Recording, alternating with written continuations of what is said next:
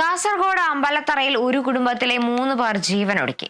പറക്കളായി സ്വദേശി ഗോപി, ഭാര്യ ഇന്ദിര, മകൻ രാജേഷ് എന്നിവരാണ് മരിച്ചത്.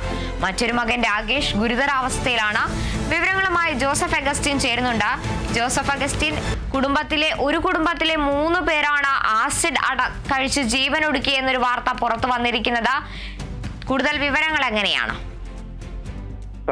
കാസർഗോഡ് അമ്പലത്തറ പോലീസ് സ്റ്റേഷൻ പരിധിയിലാണ് ഈ നാടിനെ നടുക്കിയ സംഭവം ഉണ്ടാകുന്നത്. ഒരു കുടുംബത്തിലെ 3 പേരാണ് ഇപ്പോൾ ആസിഡ് കഴിച്ച് ജീവൻ ഒടുക്കിയിരിക്കുന്നത്. ഒരാളുടെ നില ഇപ്പോഴും ഗുരുതരമായി തന്നെ തുടരുകയാണ്. പറക്കളായിലെ പൂളിക്കാവിലെ ഗോപി, ഭാര്യ ഇന്ദിര, മകൻ രാജേഷ് എന്നിവരാണ് മരിച്ചിട്ടുള്ളത്. മറ്റൊരു മകൻ രാകേഷിനെ ഗുരുതരാവസ്ഥയിൽ ഇപ്പോൾ പരിയാരം മെഡിക്കൽ കോളേജ് ആശുപത്രിയിൽ പ്രവേശിപ്പിച്ചു. ഇന്ന് പുലർച്ചെ 4 മണിയോടുകൂടിയാണ് ഈ കൂട്ട ആത്മഹത്യാ സംഭവം നാടറിഞ്ഞത്. 3 പേരെയും ആശുപത്രിയിലേക്കുള്ള വഴിമധ്യേ മരിക്കുന്ന ഒരു സാഹചര്യമാണ് ഉണ്ടായത്.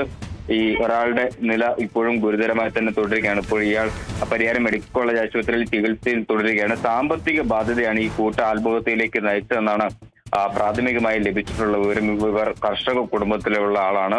മാത്രമല്ല രാജേഷ് കുറെ കാലമായി ഗൾഫിൽ ജോലി ചെയ്തിരുന്ന ആളുകൂടിയാണ്. അതിനുശേഷം നാട്ടിലേക്ക് തിരിച്ചു വന്നിരുന്നു. ഇത് വലിയ രീതിയിലുള്ള സാമ്പത്തിക ബാധ്യത ഉണ്ടാക്കിയതായിട്ടാണ് ഈ ഘട്ടത്തിൽ മനസ്സിലാക്കാൻ സാധിക്കുന്നത്. എന്തായാലും നാടിനെ നടുക്കിയ ഒരു സംഭവമാണ്. കർഷക കുടുംബത്തിലെ 3 പേരാണ് ഇപ്പോൾ ജീവൻ ഒടുക്കിയിരിക്കുന്നത്. ഒരാളുടെ നില അതീവ ഗുരുതരമായി തന്നെ തുടരുകയാണ്. ഇതിൽ 3 പേരുടെയും മൃതദേഹങ്ങൾ ഇപ്പോൾ പരിയാരം മെഡിക്കൽ കോളേജ് ആശുപത്രിയിൽ സൂക്ഷിച്ചിരിക്കുകയാണ് എന്നാണ് ഈ ഘട്ടത്തിൽ ലഭ്യമാകുന്ന വിവരം. എന്തായാലും പോലീസ് സംഭവ സ്ഥലത്തെത്തി മറ്റ് നടപടിക്രമങ്ങൾ ഇപ്പോൾ ആരംഭിച്ചിട്ടുണ്ട്. ഇന്ന് 4 മണിയോട് കൂടിയാണ് ഈ സംഭവം പുറത്തറിഞ്ഞത്. കൂടുതൽ വിശദാംശങ്ങളൊന്നും ഇതുവരെയും ലഭ്യമായിട്ടില്ല. കാർത്തു, അതുപോലെ തന്നെ പോലീസ് ഈ ഒരു സംഭവത്തിൽ എന്തെങ്കിലും തരത്തിലുള്ള അന്വേഷണവുമായി മുന്നോട്ട് പോകാനുള്ള ഒരു സാധ്യതയുണ്ടോ?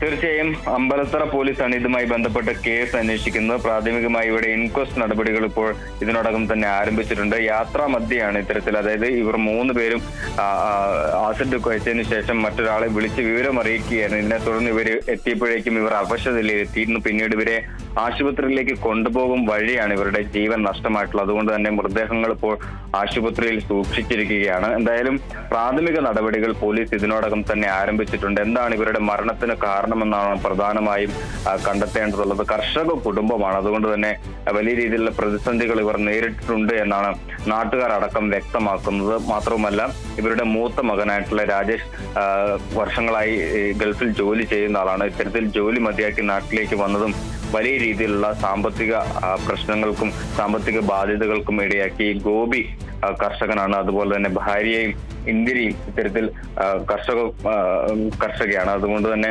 ഇത്തരത്തിൽ കാർഷിക ആവശ്യങ്ങൾക്കുമായി മറ്റുമായി ഇവർ ലോൺ എടുത്തിട്ടുണ്ടോ എന്നുള്ള കാര്യങ്ങളാണ് പ്രധാനമായും പരിശോധിക്കുന്നത്. നാട്ടുകാർ അത്തരത്തിലൊരു സംശയമാണ് ആദ്യഘട്ടത്തിൽ പ്രകടിപ്പിച്ചിട്ടുള്ളത്. എന്തായാലും പോലീസ് ഇതിനോടകം തന്നെ നടപടിക്രമങ്ങൾ ആരംഭിച്ചിട്ടുണ്ട്. 4 മണിയോടുകൂടിയാണ് ഈ സംഭവം നാട്ടുകാരുടെ ശ്രദ്ധയിൽപ്പെടുന്നതിന് ശേഷം പോലീസ് സംഭവ സ്ഥലത്തെത്തി പ്രാഥമിക വിവരങ്ങൾ ശേഖരിച്ചിട്ടുണ്ട്. കാർത്തു,